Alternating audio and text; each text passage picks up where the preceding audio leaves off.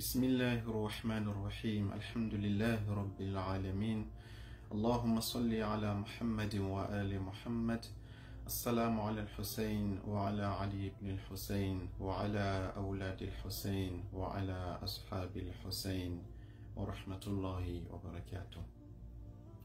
Pourquoi est-ce que les chiites pleurent-ils l'imam al-Hussein alayhi salam?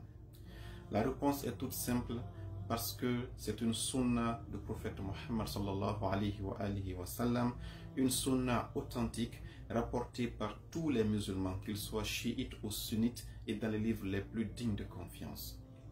Allah subhanahu wa ta'ala dans Rasul Ahzab au verset 21 nous dit Bismillah ar-Rahman ar-Rahim وَلَقَدْ كَانَ لَكُمْ فِي رَسُولِ اللَّهِ أُسْوَةٌ حَسَنَةٌ. Le prophète Mohammed sallallahu alayhi wa sallam est le meilleur modèle pour vous, les croyants. Mais pas pour tous les croyants, liman kana yarju Allah, pour les croyants qui veulent rencontrer Allah subhanahu wa ta'ala avec un cœur pur, avec une situation, disons, positive. Allah dit, celui qui pense rencontrer Allah et qui croit à la fin du monde, à la résurrection, le prophète Mohammed est un meilleur modèle. Or, le prophète sallallahu alayhi wa sallam, pas une fois, pas deux fois, et même après sa mort, la tragédie de Karbala, l'assassinat de l'imam Hussein alayhi salam, l'a peiné du fond de son être, et il a manifesté cela par des larmes d'abord, puis par des pleurs, avec une voix vraiment insupportable. Et cela, il l'a fait en privé, dans ses chambres, parfois chez Aïcha, parfois chez Salama. Il l'a fait en public à la mosquée, en plein sermon de vendredi, il le rappelait aux gens. Et il a même dit que vous qui êtes là, mes compagnons, certains parmi vous seront vivants. Lorsque cette tragédie va arriver, il dit Faman adrakahu falyansurhu. Celui qui sera vivant pendant que l'imam Hussein sera à Karbala et sera attaqué, il est obligatoire d'aller l'aider. Allah, le prophète ne s'est pas limité que de pleurer sur l'imam sallam. Il a incité les compagnons à ne pas le laisser subir cette épreuve seul, d'aller mourir à ses côtés. Ce n'est pas une petite affaire, et c'est cela qu'on va essayer de démontrer ici, pas dans les livres chiites, pour ne pas qu'on dise non, les chiites sont en train d'argumenter à leur faveur. On va aller dans les livres sunnites et puis on va vérifier qu'il y en a plein de sources. Et tout ce qu'on va vous rapporter ici, c'est des hadiths dont Yani As-Sanad Sahih ou Rijal al-Thuqat. C'est-à-dire que les chaînes de transmission sont authentiques, et les hommes qui ont transmis ça, c'est des hommes qu'on appelle des hommes dignes de confiance, qui sont parfois, tellement qu'ils sont dignes de confiance, il y a Al-Hakim al-Naysaburi qui a écrit Mustadrak al-Sahih, qui dit que Hada hadithun sahihun ala shart muslim. Et dit les hadiths là sont tellement authentiques qu'ils ont le degré d'authenticité du livre de Muslim. Mais il dit seulement ni Bukhari ni Muslim n'ont eu ce qu'on appelle la peine de mentionner ça dans le livre. Pourquoi? Parce que ça a déstabilisé un peu leur croyance, ça a déstabilisé un peu le pouvoir en place, les Omeyyades, qui sont les acteurs qui ont assassiné l'imam Hussein alayhi salam. Donc ici, ce qu'on va vous dire ici, c'est des hadiths qui sont authentiques, et ils ne sont contestables que par ceux qui ne veulent pas voir la vérité. Commençons par Aïcha, parce que c'est celle-ci qui est la référence. On dit, prenez votre religion de la bouche de Aïcha. Aïcha dit ceci. On dit, on va commencer par elle, bien sûr, c'est dans At-Tabarani.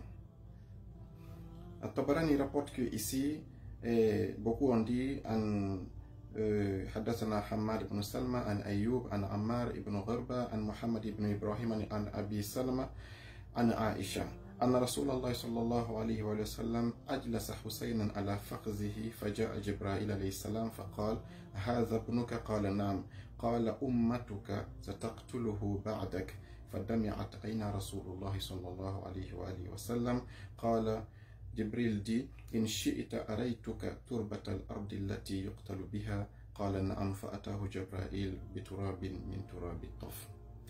Ici c'est Aïcha qui dit, je suis rentré chez le prophète sallallahu alayhi wa sallam et j'ai vu Hussein assis sur sa cuisse droite, et automatiquement Jibril est descendu parce que le prophète jouait avec son fils Al-Hussein. Jibril a dit, tu aimes ton garçon, tu aimes ton petit-fils? Le prophète a dit, mais bien sûr je l'aime. Et Jibril lui dit, laisse-moi t'informer d'une chose qui est très très pénible. Ummatuka sataqtuluhu ba'dak.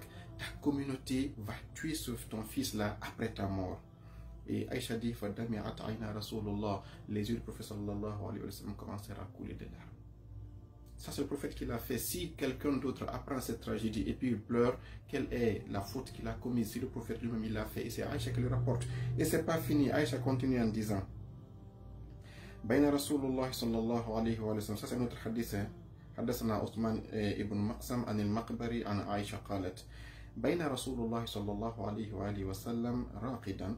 Le prophète dormait dans ma chambre. إذ جاء حسين يحبو إليه. Hussein était un bébé qui marche à quatre pattes vers le prophète. J'ai pris le bébé Hussein, je l'ai écarté pour ne pas qu'il réveille le messager d'Allah sallallahu alayhi wa sallam. Aïcha dit, quand j'ai écarté Imam Hussein, je me suis levé pour faire des travaux ménagers dans la chambre. Fadan Amin Hussein a encore rampé, il est venu, il a grimpé sur la porte du prophète. Le prophète s'est réveillé en pleurant. Et Aïcha dit, j'ai couru, je suis rentré, je pensais qu'il y avait un danger qui s'est passé. Qu'est-ce qui te pleure, qu'est-ce qui te fait pleurer? Il dit, Jibril vient de montrer la terre sur laquelle cette qui est derrière moi ici, Hussein va être assassiné après moi.